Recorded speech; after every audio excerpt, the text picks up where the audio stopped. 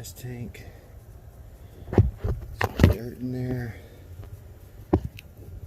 Oh, yeah.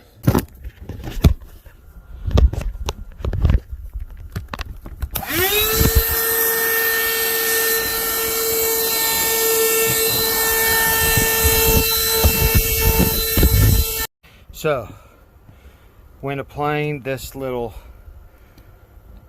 gasket on the bottom of your Briggs Stratton generator, the 5500 watt edition, put this in first. I did not do that at first. I actually had it stuck to the nozzle and thought I could stick it in from the bottom, but that wasn't happening. So stand by. Okay, so I've taken the tank out. As you can see, I cleaned it out perfectly. I've replaced the gasket inside here. Now I'm going to try to stick this nozzle back into that gasket hole. Oh, I think I should probably put some Vaseline on here. I don't know. We'll see. Stand by. See how good of a job we did. Okay. Looks a little better.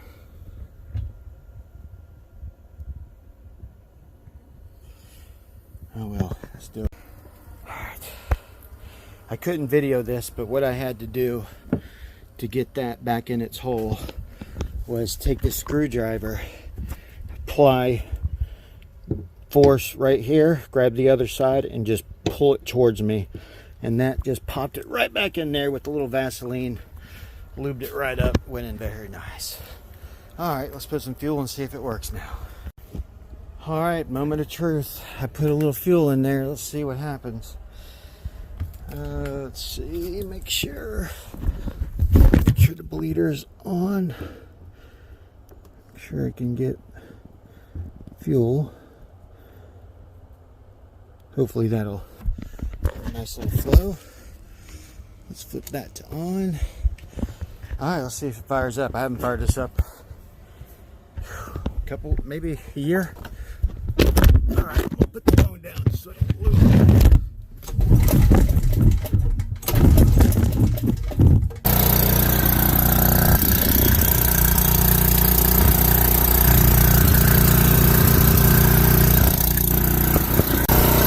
There you go, boys and girls.